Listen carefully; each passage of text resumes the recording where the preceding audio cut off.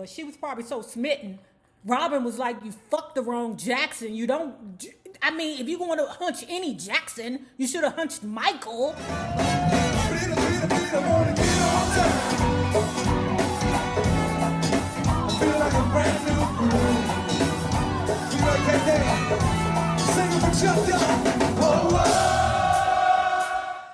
All right, lovers, if you have not already done so, please make sure that you like and share this video because it is so important to my success here on the YouTube. And if you do not have a retirement plan in place, please check out the Acorn app below.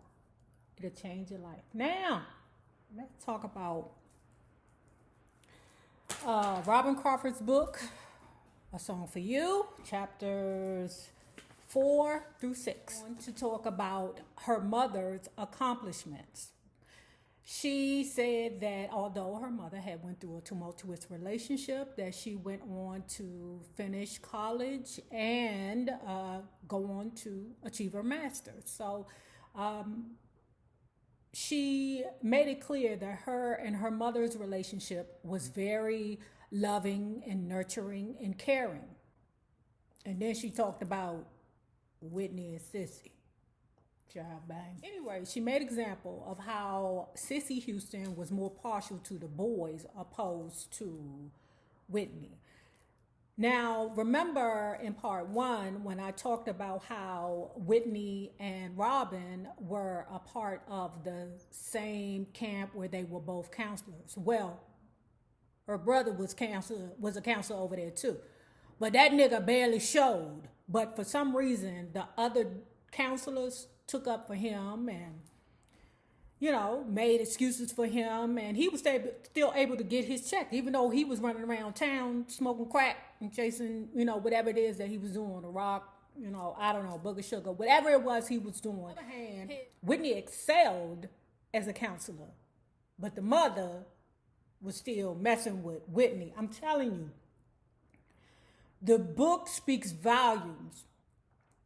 I have always said that mother and oldest daughter dynamic is always something. It's something to be, you know, studied. Okay. Robyn also reflected upon how Sissy Houston didn't want Whitney to do nothing but house chores and sing music.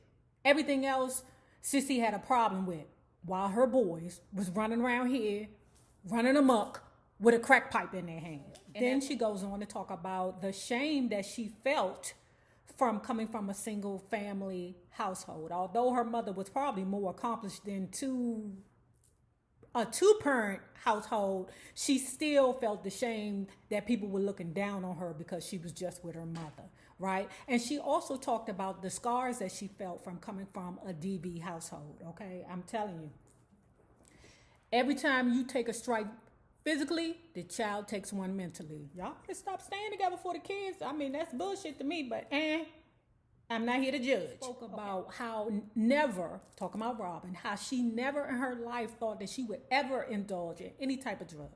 But being with Whitney and her fucking crack rabbit brothers, okay, it just was right there and it was inevitable for her to eventually try it. I think that was sad. Robyn, I'm going to have to give you a dummy chop, so you should be strong enough to say, no, F that. I'm telling you, I grew up in the hood. It was drugs around me all day. Fuck that shit. Talked about when they were both high together, that what they would do was just talk scriptures and music. I said, what the fuck? Now, you know, Whitney was always talking about the Bible. Always talking about the Bible. I'm like, damn, when Whitney was talking about the Bible and God and Jesus, was she high?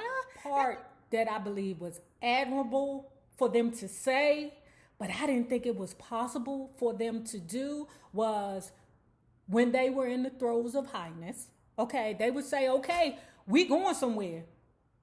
And I thought that was beautiful, that Whitney had planned to take Robyn with her the entire time. The entire time she loved Robyn, whether they was hunching or not. But she said, where we going, we can't take booger sugar with us. Now, Whitney and Richie, they together at the prom. They together. You know, but Richie gay. You know, Whitney say, Robyn, don't worry about it. He like dick, I like pussy. Don't worry about it. Now, by 1982, Robyn said, I can't do this.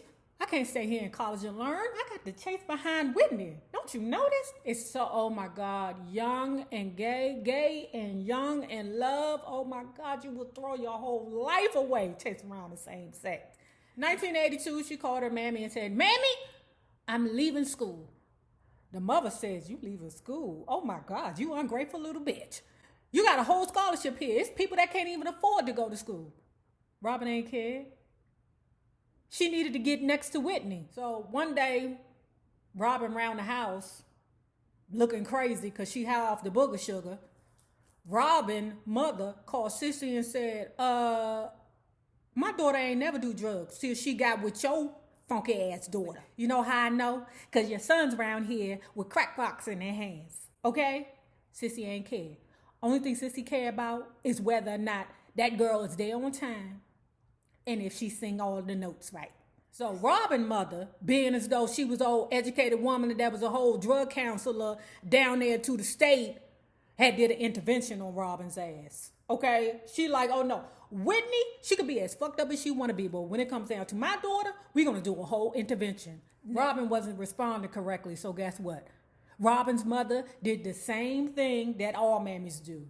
Change the locks. Or that girl was homeless for about 3.5 weeks. Now, Whitney allowed her to sneak in the house here and there. She slept in the car here and there. But eventually, Robyn went back home to her mother and got her life sort of right. Whitney, even though Robyn had decided to get her life sort of right, was all the way with the shits.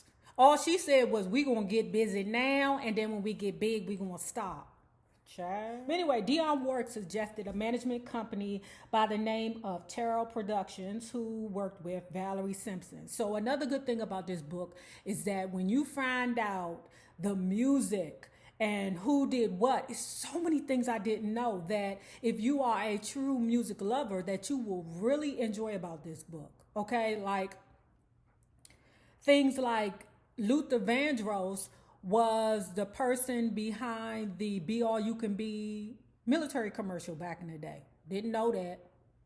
Ain't that funny how they had a whole gay man singing a song for the military? And I digress. They also had Phyllis Hyman singing a MasterCard commercial. Anyway, Valerie Simpson said, Arista, you better get a hold of this girl, Whitney, because this little girl is phenomenal. Whitney was trying to figure out whether she wanted to be with Arista or Electra, right? But Whitney chose Arista because all the legends that she admired was with Arista. Here we is, February 13th, 1982, and the lady said, we will never, ever hunch each other again. They made a pact. February 13th, 1982. I won't go down on you. You won't go down on me. We'll just be friends. I don't know how the hell that happened. Because once if you go down on me and it's good, shit, I'm going to be looking at you with stars in my eyes for the rest of my life. That's why I married my wife. Okay, so here we are, June 23rd, 1983, and Whitney is on the Merv Griffin show. Ooh, Merv Griffin. Wherever you are, I miss you, Merv Griffith. I used to watch you with my grandmammy, my meemaw. After the Merv Griffith performance, Robyn spoke about the tragedy that happened to her family. Her brother was in a horrific accident. Now, when she described her brother as very loving, loved fashion, women loved him. I'm sure you know where I'm going. Now, the father also knew or had an inclination of what was going on with his son. But he was very aggressive with his son, like so many fathers can be when they find out that their son is not actually the man that they wanted them to be. The father would call him things like punks and hit him in the chest. Guys, that's real. This book is far more than Robyn talking about her relationship with Whitney. It's far bigger. It's far greater. Any parent that has a child that is dealing with their own sexuality and their own self, trying to figure out who, what, where, when, and how, this book is enlightening. Her brother, like her, left college because he was in the band, but the brother said that the hazing in the band was far too aggressive. Because the brother was so jacked up, the mother let her life falter in order to take care of her son. Now, that in turn caused some of her bills to falter, okay? She contacted the daddy, the pappy, to say, look, you know, your son is messed up. So I had to sacrifice some things. I need some help with the bills. Child, that pappy wasn't doing shite. Now, dig this. The father's relationship with Robyn was fine. That's the crazy part. He was cool with Robyn. Robyn was athletic. You know, he was cool with Robyn being the bulldagger, but not with the son being the punk. So Jermaine Jackson, bitch ass. So anyway, remember when Jermaine Jackson and Whitney Houston did a duet? If you say my eyes are beautiful, okay? Now, Jermaine only wanted Whitney. So she round there with him in the studios, okay? Robyn's still back home, chilling, / don't really know what the hell is going on with Whitney and Jermaine, but, you know, they friends now, so she really shouldn't be bothered anymore. Robyn figured out what the hell happened when Whitney got back home, okay? Whitney wouldn't go nowhere. She wouldn't do shite. All she wanted to do was wait in the house and wait for Jermaine to call her.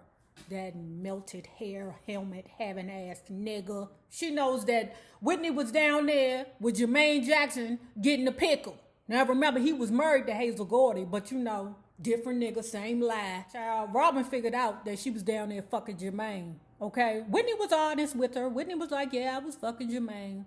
Robyn was like, you know that nigga married, right? You know he married to Hazel, you know, Gordy, but different nigga, same lie. I'm not happy. Me and Hazel about to break up. Let's have this information. Robyn was like, well, what was Jermaine like? She said his hair was hard. I said, hard? That shit was hard back then? She said it was real hard. Whitney said, why you do that to your hair? Jermaine said, because Michael gave it to me. Michael gave you this shit? What was that? Was it Lotta Body? Was niggas putting Lotta Bodies in their hair? Because you know that Lotta Body shit made your hair real hard. But she said she hated his hair. She loved everything else. Until she found out that he wasn't shit. So Jermaine called finally, you know, burly, and said, oh, Whitney, we're going to be in Madison Square Gardens on the Jacksons tour. Oh, they was excited. Even Rob was excited to see Michael Jackson. Child. But guess what? That ninja threw her in the trick bag. He ain't called her back. He ain't sent her no tickets. He ain't do nothing. Robyn found her a good piece of nugget.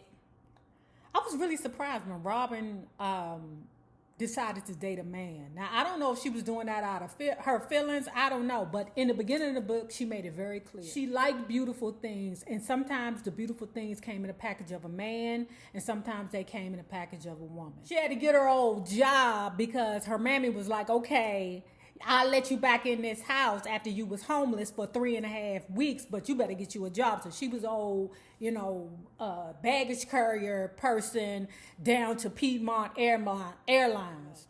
But a pilot was like, I'm interested in you, Robyn, was popping. Now, what she wasn't going to do was make the same mistake that Whitney did and hunt around on a married man, okay? But she met up with the guy, had lunch with him. You know, he was like, yeah, I'm married with about 87 kids. Not really. How many kids? 2 children. And she was like, no, I'm not sleeping with no married man.